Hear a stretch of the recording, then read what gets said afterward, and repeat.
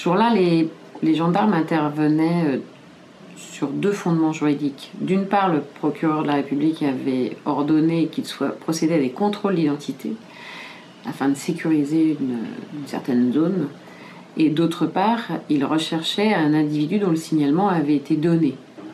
On apprendra ensuite que cet individu était le frère d'Adama Traoré. Et de plus, un avis de recherche avait été émis concernant un individu mis en cause dans une affaire d'extorsion.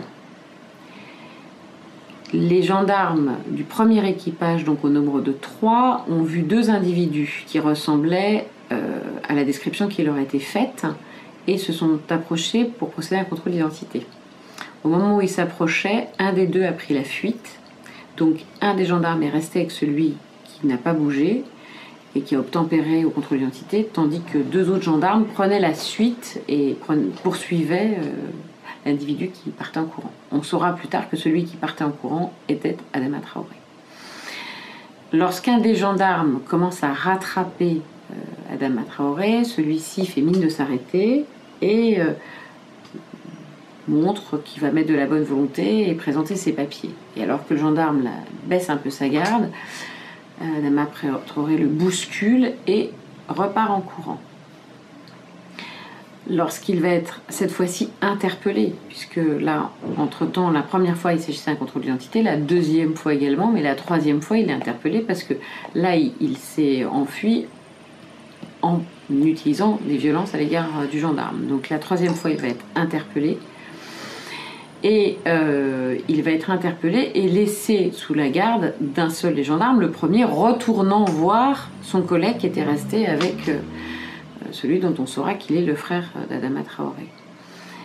Alors qu'il est donc sous la garde d'un gendarme, une tierce personne va intervenir, et là encore en utilisant de violence, puisque le gendarme se verra prescrire une ITT de 2 jours. Donc il fait évader, puisque cette fois-ci on n'est plus dans le cadre d'une fuite mais d'une évasion, il fait évader Adama Traoré. Donc ce garçon va ce soir-là avoir d'abord à 2 reprises pris la fuite, puis à une 3e reprise et avec l'aide d'un tiers s'être évadé. Les gendarmes ont beaucoup entendu, on leur reprochait d'abord des violences ayant entraîné la mort, puis un homicide involontaire, puis maintenant une non-assistance à personne en danger. En revanche, c'est vrai qu'il n'avait jamais été question aussi des conditions exactes dans lesquelles finalement Adama Traoré avait été interpellé. Donc ça a été une très grande surprise d'apprendre son décès soudain. Ensuite, il faut savoir que le cauchemar commençait pour mes clients, puisque ils ont absolument entendu dire à peu près tout sur les conditions d'interpellation, sur des violences qu'ils auraient pu commettre. Et ils ont subi des menaces de mort.